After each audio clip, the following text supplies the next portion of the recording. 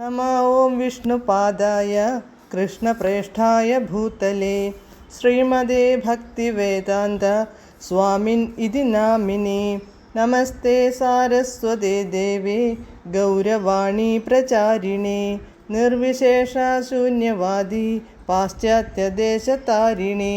जय श्रीकृष्ण चैतन्य प्रभु नित्यानन्द श्री अद्वैत गदाधर श्रीवासादि गौरभक्तवृन्द।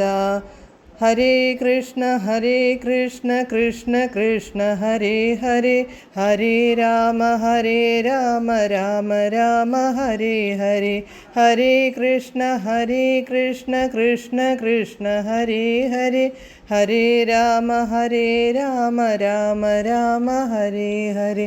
हरे कृष्ण कृष्ण कृष्ण हरे हरे, हरे राम राम हरे हरे. പരമദിവ്യോത്തമ പുരുഷനായ ശ്രീകൃഷ്ണ ഭഗവാന്റെ കഥകളാണ് ശ്രീകൃഷ്ണ എന്ന പുസ്തകത്തിലൂടെ പറയുന്നത്. ഓം നമോ ഭഗവതേ വാസുദേവായ, ഓം നമോ ഭഗവതേ വാസുദേവായ, ഓം നമോ ഭഗവതേ വാസുദേവായ.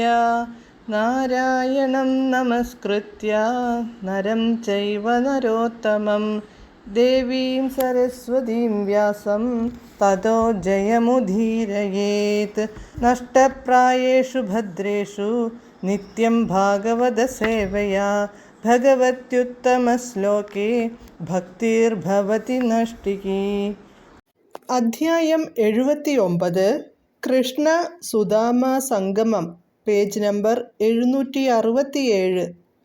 പരീക്ഷിത്ത് മഹാരാജാവ് ഭഗവാൻ കൃഷ്ണന്റെയും ഭഗവാൻ ബലരാമന്റെയും ലീലകളെക്കുറിച്ചു ശുകദേവ ഗോസ്വാമിയിൽ നിന്നു കേൾക്കുകയായിരുന്നു. അതീന്ദ്രിയമായ ശ്രവണസുഖം നൽകുന്നതായിരുന്നു അവ.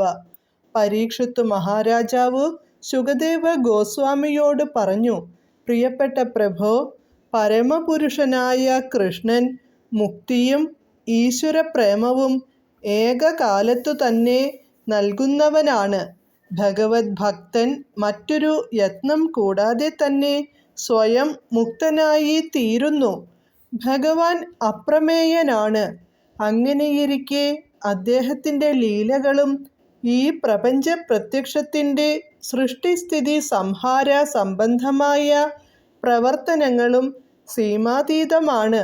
അതിനാൽ അങ്ങ് ഇതുവരെ പറയാത്ത അദ്ദേഹത്തിൻ്റെ മറ്റു ലീലകളെക്കുറിച്ചു കേൾക്കാൻ ഞാൻ ആഗ്രഹിക്കുന്നു.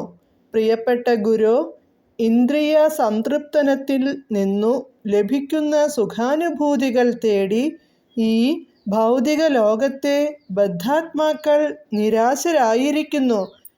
ഇത്തരം ഭൗതിക സുഖാന്വേഷണം ബദ്ധാത്മാക്കളുടെ ഹൃദയത്തെ മുറിപ്പെടുത്തുന്നതാണ്. എന്നാൽ ഇത്തരം ഇന്ദ്രിയ സംതൃപ്തനപരമായ ഭൗതിക പ്രവർത്തനങ്ങൾക്കു വിധേയമായി തീർന്നിരിക്കുന്ന അവസ്ഥയിൽ നിന്ന് മോചനം നൽകാൻ കൃഷ്ണന്റെ ലീലകളെ സംബന്ധിക്കുന്ന അതീന്ദ്രിയ വിഷയങ്ങൾ സഹായകമാകുന്നതെങ്ങനെയെന്നു ഞാൻ അത്ഭുതപ്പെട്ടു പോകുന്നു. ഭഗവാന്റെ അതീന്ദ്രിയ ലീലകളെക്കുറിച്ചു വീണ്ടും കേൾക്കുക എന്ന ഈ രീതി ബുദ്ധിയുള്ള ഒരാളും തിരസ്കരിക്കില്ലെന്നു ഞാൻ കരുതുന്നു.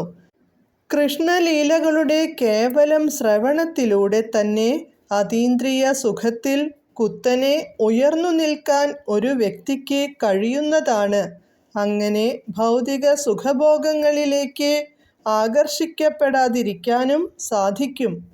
ഈ സന്ദർഭത്തിൽ പരീക്ഷിത്ത് മഹാരാജാവ് പ്രധാനമായും 2 പദങ്ങൾക്ക് ഊന്നൽ കൊടുക്കുന്നുണ്ട്: വിഷണ്ണൻ, വിശേഷജ്ഞൻ. വിഷണ്ണൻ എന്നാൽ മ്ലാനൻ. പൂർണ്ണ സംതൃപ്തിക്കു വേണ്ടി ഭൗതിക വ്യക്തികൾ പല മാർഗങ്ങളും പുതുതായി കണ്ടുപിടിക്കുന്നുണ്ട്. എന്നാൽ വാസ്തവത്തിൽ അപ്പോഴും അവർ വിഷണ്ണരാണ്. വിശേഷജ്ഞൻ എന്ന പദം കൂടി പരീക്ഷിത്ത് മഹാരാജാവ് പ്രയോഗിക്കുന്നുണ്ട്. അതീന്ദ്രിയവാദികൾ 2 തരത്തിലുണ്ട്: നിർവ്യക്തികരും വ്യക്തിനിഷ്ഠരും. വ്യക്തിനിഷ്ഠരെയാണ് വിശേഷജ്ഞൻ ശബ്ദം കൊണ്ടു സൂചിപ്പിക്കുന്നത്.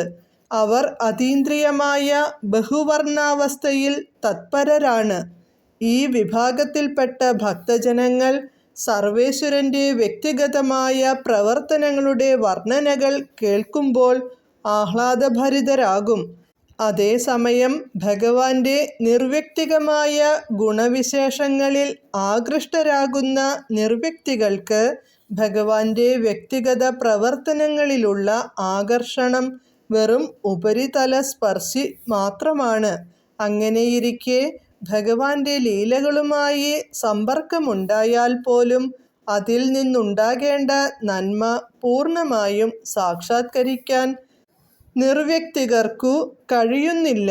അതിനാൽ ഫലാപേക്ഷയോടെ കർമ്മങ്ങൾ അനുഷ്ഠിക്കുന്ന ഭൗതികവാദികളോടൊപ്പം അവരും വിഷണ്ണരായിത്തന്നെ കഴിയുന്നു.